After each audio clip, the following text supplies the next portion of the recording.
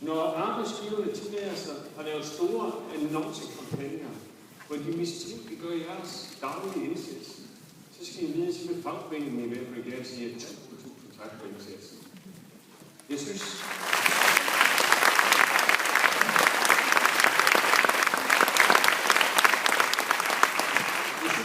at den kampagne, man har ført mod jer, mod den indsats, I laver, rammer rigtig godt ind. Det forløb, vi overhovedet har været igennem her. Det er faktisk stået på i 1,5 år, hvor man helt bevidst har brugt enhver anledning til at mistænkeliggøre lærernes indsats. Kunne de ikke undervise noget mere? Hvorfor skal den gamle have aldersreduktion? Hele tiden. Enhver lejlighed. Og så har man rigtig dygtigt forsøgt at bruge medierne. Der var en historie for 1,5 år siden, november måned, hvor man brugte nogle OECD-tal med det her lærer-elev-ratio. Altså hvor mange elever er der per lærer. Og så brugte man, at i Danmark var der meget færre elever per lærer, end der var i OECD-landene. I kender de der undersøgelser. Det var dokumenteret, det tal KL brugte.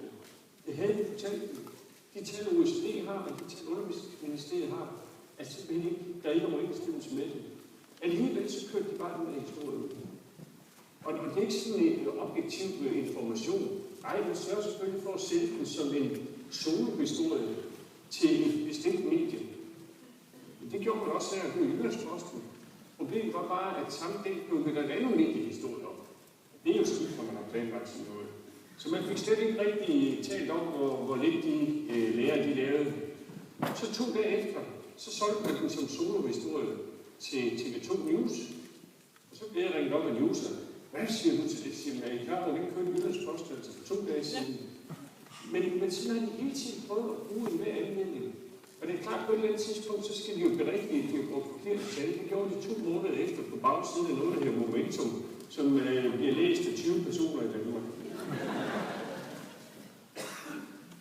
Og sådan har man kørt igen og igen. Og det, vi har været dybt overrasket over, det er, at de her kampagner, der er der adskillige ministre, der også har fortalt, at de er helt enige med KL. Altså, det er jo helt utroligt. Tænk, at ministre føler sig kaldet til at gå ind og bakke op omkring sådan en kampagne. En af de ledende ministre havde et møde med, hvor jeg drøftede det her, og så siger vedkommende, som Per Vestager til efternavn, så vil jeg ikke afsløre mere. Så siger hun, jamen, når jeg nu har stået med en mikrofon hen, så bliver jeg nødt til at svare. Så har jeg altså tilfældigvis et avisudklip med i øvrigt fra Fyns Stiftstidende, hvor Margrethe Vestager havde sendt et læserbrev ind til opbakning for KL's tanker. Så siger jeg, det er vel ikke, vi har fået stukket mikrofonen i foran næsen. Det er nok ikke dig, der har skrevet den. Men du har dog trods alt lagt navn til. Og hele den her kampagne, den kan vi jo nu se, hvordan den er møntet ud i, at vi har været igennem et såkaldt overenskomstforhandling.